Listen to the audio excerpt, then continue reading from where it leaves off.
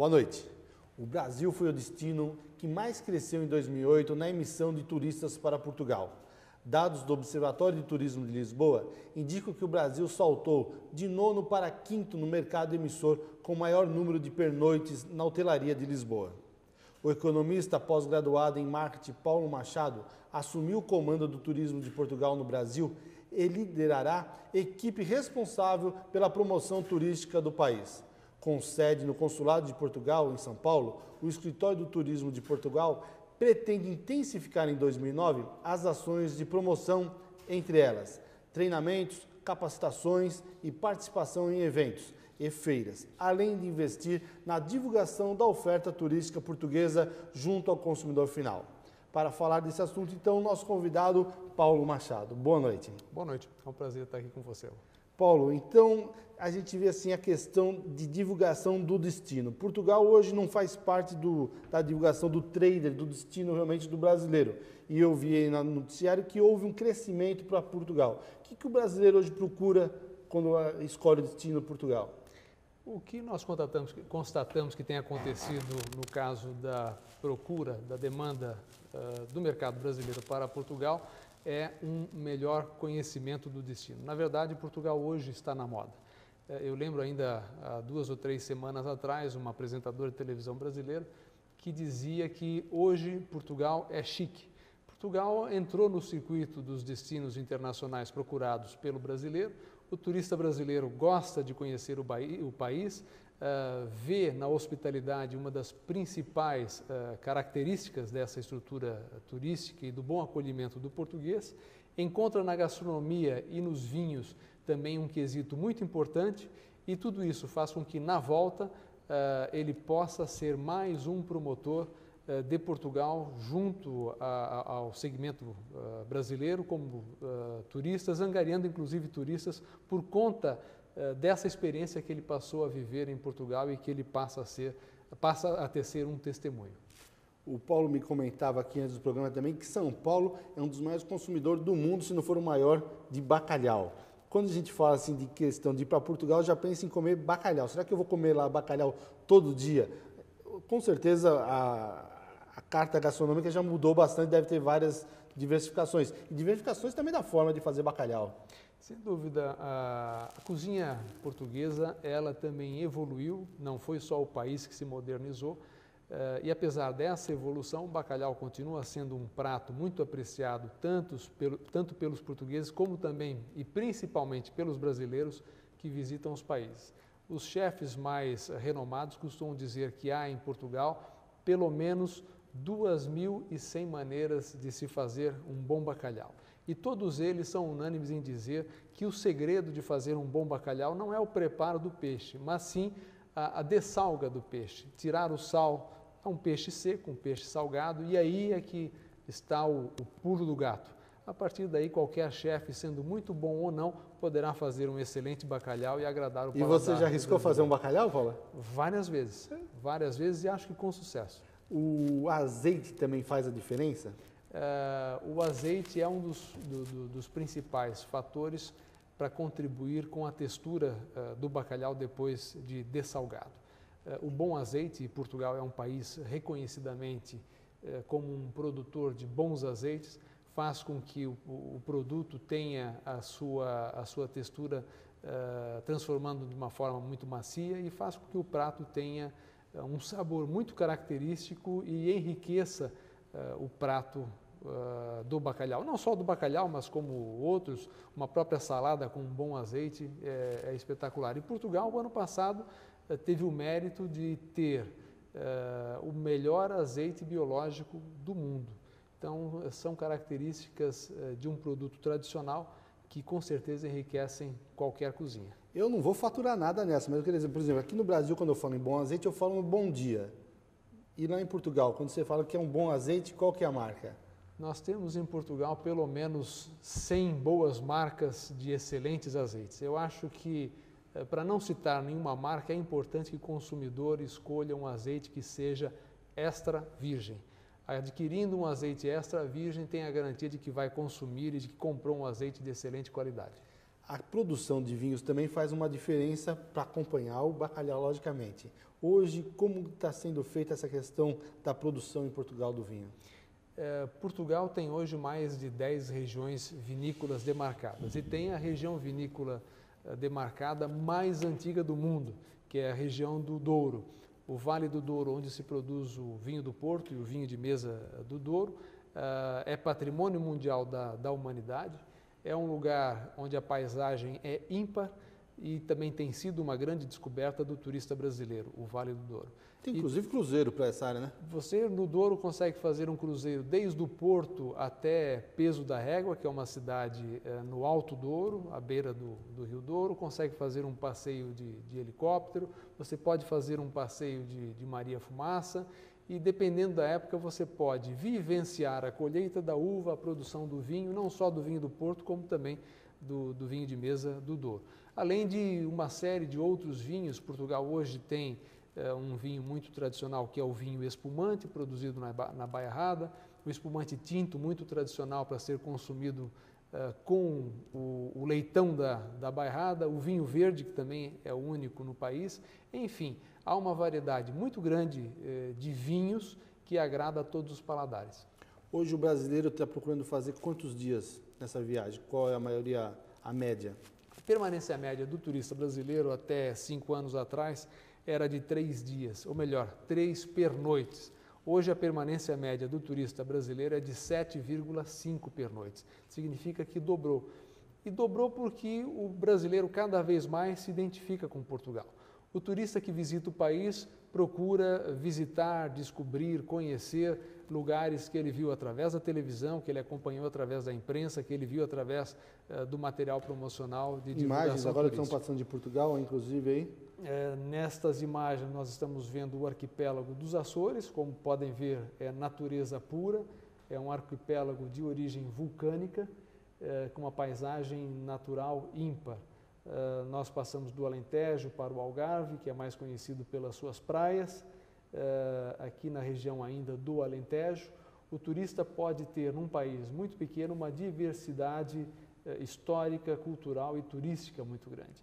A arquitetura, a história, as ligações do Brasil com Portugal fazem com que o Brasil descubra e encontre um país diferente. Um país muito tradicional, mas que atualmente consegue conviver muito bem com a sua modernidade.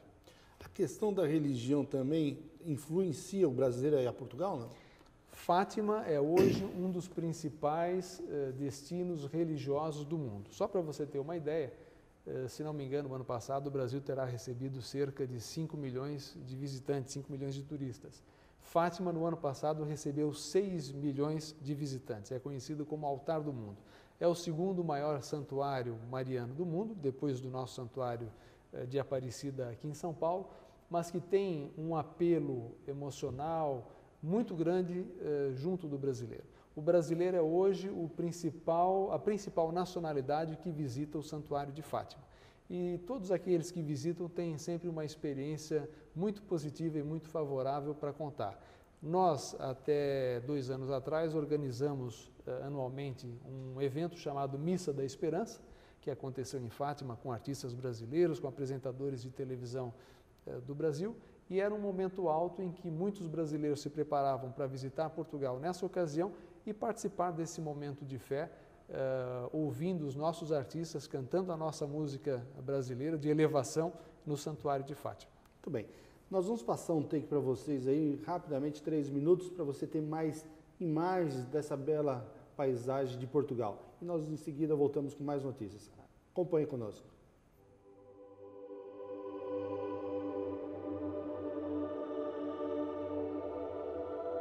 Nas margens ocidentais da Europa, onde a terra acaba e o vento traz os odores quentes de África, existe um país de marinheiros e gentes calorosas. Um país de contrastes que faz da diversidade uma das suas maiores riquezas. De terras onde a natureza permanece intocada e o tempo para. Um reino de planícies sem fim e praias banhadas pelo Atlântico e pelo Sol. Portugal, um país que é preciso viver profundamente para compreender.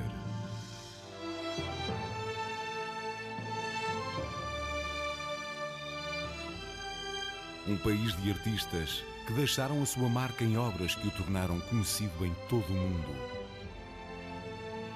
A sua longa história pode ser vivida em castelos imponentes, onde é possível passar a noite entre paredes que resistiram a reis, califas e ao próprio tempo.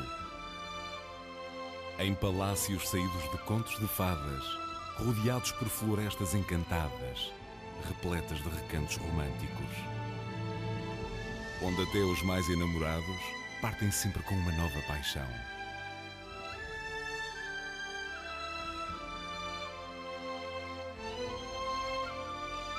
Mas Portugal também tem outra face, em que a grandeza de outrora mora ao lado do futuro.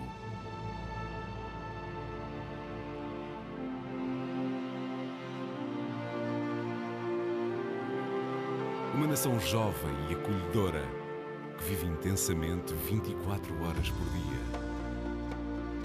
Um país vibrante e cheio de cor, onde o sol brilha o ano inteiro.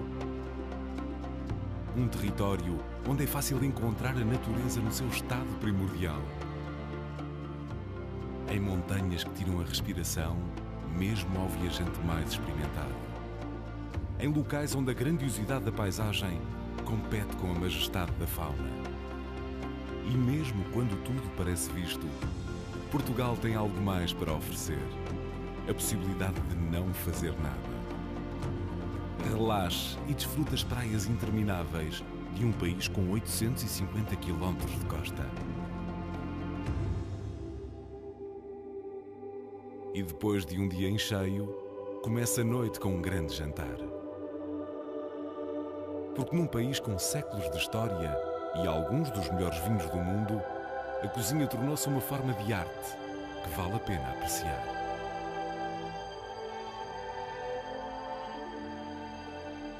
Portugal é tudo isto e muito mais. Uma terra maravilhosa e cativante do primeiro ao último segundo. Um país único que lhe oferece 1001 cenários de diversão. Embarque numa viagem apaixonante.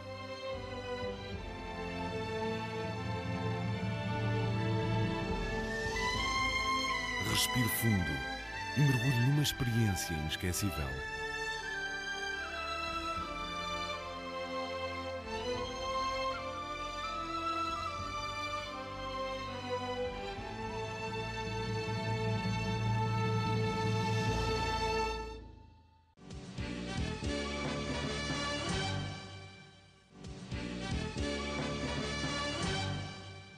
Estamos de volta aqui na NGT, no programa 30 Minutos, hoje com a participação do Paulo Machado, que é o diretor de turismo de Portugal aqui no Brasil. Tem que lembrar, nós estamos falando da questão do bacalhau, eu esqueci do pastelzinho de Belém, que também não tem como ir lá e não comer o pastelzinho de Belém. Até eu assisti um programa outro dia dizendo que o que se consome de pastelzinho de Belém lá em Portugal talvez seja tanto quanto bacalhau. Eu acho que vale a pena aqui na questão do pastel de Belém ou do pastel de nata, como ele normalmente é conhecido, e é uma curiosidade, ele só pode ser chamado pastel de Belém numa única doceira. Só naquela casa, no bairro de Belém, em Lisboa, ele é chamado de pastel de Belém. No resto do país é o tradicional pastel de nata. Realmente as quantidades de açúcar, de ovos, de farinha, são quantidades astronômicas. Os proprietários da casa, o outro dia, declararam que, às vezes, num único final de semana, são vendidos cerca de 50 mil pastéis de Belém. E há, inclusive, hoje em dia, aquilo que eu chamo de confraria, ou melhor, peregrinação do pastel. Eu acho que não há brasileiro nenhum que vá a Lisboa e que não visite a tradicional fábrica dos pastéis de Belém, no bairro de Belém, ali junto à Torre de Belém, que tem tudo a ver com o início da nossa história, com a história do descobrimento do Brasil. Outra dificuldade do turismo, do turista brasileiro, hoje, é da questão do visto. Como que é a participação do visto para o brasileiro para ir para Portugal? O turista brasileiro não precisa de visto para visitar Portugal. Como qualquer outro turista, ele pode permanecer no país durante 30 dias e prorrogar essa permanência automaticamente por 90 dias, prorrogar por mais 90. Então, por 180 dias a pessoa não precisa de visto. A partir desse prazo, a partir de 180 dias, já não se caracteriza a condição de turista e aí sim seria necessário um visto de residência, de trabalho, de estudante, enfim, um visto que permita que essa pessoa permaneça mais tempo. Até 180 dias não há necessidade do visto. O turista brasileiro, inclusive, se tiver a carteira internacional do INSS, que é fornecida aqui no Brasil, ele poderá, através de um protocolo bilateral assinado entre o Brasil e entre Portugal, beneficiar de atendimento médico e hospitalar em qualquer hospital público em Portugal. Nós vemos que a questão dos aeroportos, só a TAP hoje faz Brasil-Portugal direto. A TAP hoje tem 69 voos semanais ligando o Brasil a Portugal. Várias saídas a partir do Nordeste, Recife, Fortaleza, Salvador. No Centro-Oeste nós temos Belo Horizonte, Brasília, São Paulo, Rio de Janeiro, Natal. Então as opções são muito grandes, são 69 voos semanais ligando o Brasil a Portugal. A questão do Filipão ter ido lá, apesar de você não gostar muito de futebol, o Felipão lá fez diferença, você acha, para o Brasil, do brasileiro ir a Portugal e ver futebol também ou não? Eu tenho a felicidade e a honra de ter o Filipão como um amigo. O Filipão ele conseguiu resgatar o orgulho nacional do português.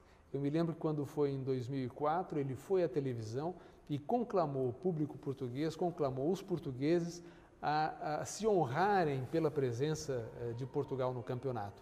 E conclamou a todos que colocasse a bandeira de Portugal na janela de casa, na antena do carro, no seu ambiente de trabalho. E essa conclamação realmente resultou. Os portugueses foram para a rua comemorar a vitória de Portugal, a participação de Portugal, colocaram a bandeira de Portugal na janela da sua casa, na antena do seu automóvel. Então, essa é uma manifestação inequívoca de que ele conseguiu resgatar esse brio nacionalista do povo português. E o público português tem o Filipão como uma grande figura, uma das figuras de proa da sociedade em Portugal, mesmo agora não vivendo lá. Ele sempre deu depoimentos públicos de muito apreço aos portugueses, de muito apreço ao Portugal, e ele, sem dúvida nenhuma, é hoje um dos grandes promotores do turismo de Portugal. Se você quiser saber onde se come um bom bacalhau, pergunta a ele que ele vai saber te dizer. A questão das crianças. Normalmente hoje quem tem a família vai levar as crianças junto. E tem uma preocupação hoje de poder, os pais poderem fazer uma atividade e as crianças outras. Como Portugal vê hoje a participação das crianças? Essa é uma preocupação que qualquer país receptor de turismo deve ter. Cada vez mais os fluxos internacionais de turismo são fluxos de famílias. Em Portugal hoje, uma criança, se quiser passar um dia inteiro no Parque das Nações visitando o Oceanário, tem condições para isso. O Oceanário, que está integrado no Parque das Nações em Lisboa, é um parque temático em que a criança pode descobrir tudo o que há nos oceanos e na fauna ligada aos oceanos. Inclusive, há um projeto denominado Dormindo com os Tubarões, em que as escolas primárias mandam essas crianças durante uma noite num saco de dormir e dormem ao lado do tanque dos tubarões. No dia seguinte tem um café da manhã, tem uma aula, então há essa proximidade, essa preocupação de quem organiza a infraestrutura turística com as crianças. Em Coimbra, por exemplo, há o Portugal dos Pequenitos, é um outro parque temático em que a criança pode passear durante muito tempo, encontrando nesse parque, em tamanho pequeno, em miniatura, todos os grandes monumentos de Portugal. Então é aquilo que nós costumamos chamar de história viva, aprender a história visitando, conhecendo os monumentos. E, de uma forma geral, o país é hoje uma grande aula de história e qualquer criança vai se sentir sensibilizada e vai gostar de visitar, por exemplo, o castelo onde nasceu Pedro Álvares Cabral ou um outro castelo qualquer e imaginar como vivia o rei, como vivia a rainha, como viviam os seus súditos. Então, a criança é também uma preocupação de quem organiza a infraestrutura turística. Esportes é ponto turístico? Sem dúvida, não especificamente no caso do Brasil, mas pessoas do mundo inteiro visitam Portugal, principalmente o Alentejo, para fazer balonismo, para pular de asa delta. Nós temos em Portugal a maior tirolesa do mundo, que está no livro dos recordes, próximo à cidade do Porto, a cerca de 40 quilômetros, em Ribeira de Pena. Tem um parque chamado Penaventura, onde há uma tirolesa com 1.657 metros, se eu não me engano, em que o corpo chega a uma velocidade de 130 quilômetros. E você já foi quantas vezes? Já fui uma vez e pretendo ir mais uma. Então, para quem gosta de aventura, é adrenalina pura. Na costa de Lisboa há também praias vocacionadas para o surf, windsurf. Então, há várias situações em que as pessoas, os aficionados pelos esportes radicais ou não, poderão encontrar em Portugal. E todos aqueles que nesse momento nos veem poderão acessar e ter essas informações sobre o turismo de Portugal em www.visiteportugal.com. É o site oficial do Turismo de Portugal. Animais, hoje a gente vê que todo mundo procura também ter uma ligação com os animais, como você falou do tubarão. Do tubarão. Cavalos, como que tem lá a criação? Portugal tem uma tradição secular com relação à criação de cavalos, como, por exemplo, o cavalo lusitano. E há uma localidade em Portugal chamada Alter do Chão, que anualmente organiza apresentações do cavalo lusitano, que organiza a Feira Nacional do Cavalo, que organiza a Festa Nacional da Golegã. São eventos ligados à criação do cavalo.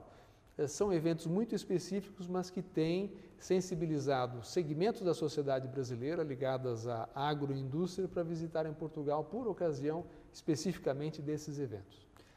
Tem quem vá a Portugal ainda para a questão da relação, logicamente, de encontrar os parentes.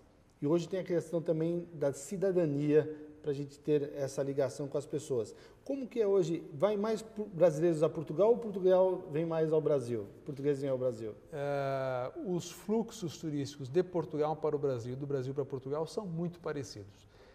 Embora o Brasil seja um país de maior dimensão, ainda não atingimos aquele número que nós gostaríamos de brasileiros conhecendo e visitando Portugal. Mas, como nós dissemos, o turismo é isso, é uma via de mão dupla. A questão da visita aos seus parentes, São Paulo, por exemplo, é hoje a quarta maior cidade portuguesa do mundo em população portuguesa. A primeira é Lisboa, depois é o Porto, depois a cidade de Paris e, em quarto lugar, a cidade de São Paulo. Então, se nós perguntarmos a qualquer pessoa no Brasil, a qualquer paulistano, se tem algum parente em Portugal, com certeza ele vai dizer que tem, que fica em Trás-os-Montes, ou fica na Beira Alta, ou é do Alentejo, e isso faz com que as pessoas também tenham um desejo de conhecer os seus familiares e de conhecer as suas reminiscências em Portugal. Isso é um fator também muito importante e que sensibiliza o brasileiro a visitar Portugal. Rede hoteleira. Nós descobrimos que os espanhóis ficam mandando hoje rede hoteleira no mundo inteiro. Portugal, a rede hoteleira também é espanhola ou tem a sua, principalmente os portugueses dominam a rede hoteleira lá? Não, nós também temos excelentes hotéis espanhóis em Portugal. Portugal desenvolveu uma infraestrutura extremamente atualizada com hotéis de 5, 4 e 3 estrelas.